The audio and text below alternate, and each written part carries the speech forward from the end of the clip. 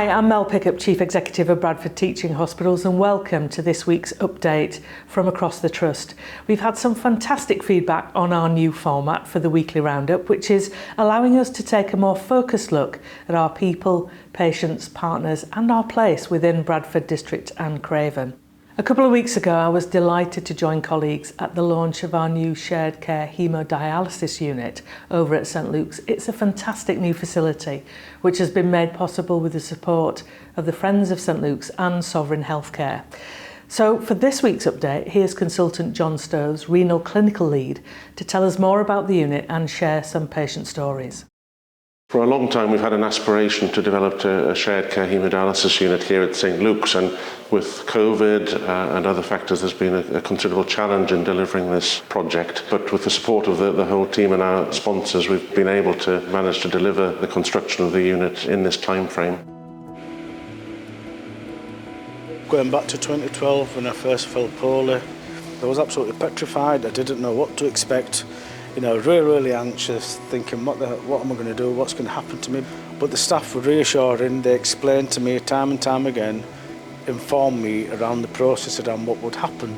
And I basically had two choices. One was which is haemodialysis, which is what we are doing here today, and the other was peritoneal dialysis. Haemodialysis is when they take the blood out here. It goes into the machine and cleans it. However, there's lots of little steps and processes, and in fact it's got to be quite sterile. And the other option was peritoneal dialysis. Now with that sort of dialysis, it basically pumps fluid into your stomach.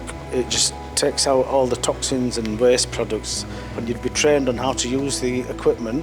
If you were deemed competent, they would also come out to your home space, have a look at your house to make sure you'd have enough, because they would send you a month's supply. However, if you just picture 12 litres of fluid is what you need for one session, how much do you think they deliver you for the month? I believe in shared care and I want to do things for myself, but at this point I don't have that option because I've only just had this fistula made and operated on, and it takes time to establish, but the journey will be that I have home treatment. The key driver for this project has been to allow our patients to participate more in their own care, to achieve independence where they wish and be able to go home and have their treatment at home if they so wish, otherwise to be active participants in their care here at St Luke's Hospital. The red line will go to the arterial, which is this one. I was diagnosed with lupus when I was 40. From then on my blood was monitored quite closely, and it was picked up that my kidney function was slowly deteriorating. I opted for peritoneal dialysis because that is the least intrusive kind of dialysis. I had to decide whether to put myself forward for a transplant, which I did decide to do. After 5 years, it was decided that the transplant was no longer working as it should. I was then put onto the pre-dialysis team. I started the training for dialysis April this year, and I think we were fully sort of independent around about June, July. The higher blood flow we get, the more blood goes through the system, the more goes past the kidney, the filter, and the more contaminants and toxins get filtered out. But I still need now support from the team, because the original little buttonholes that were made to help the needles go into the vein, my vein matured. I was trying to develop some new holes so that again we can just be fully independent. We wanted to be able to decide when we would do dialysis. You only do 2 hours a day. It is every day, but it's a shorter time.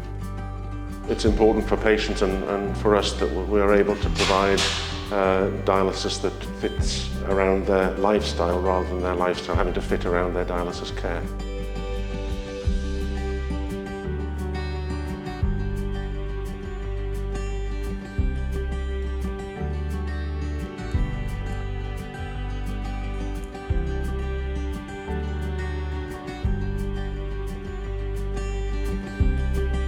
The fact that we have the flexibility in terms of what we can do, when we can do it, is invaluable, really.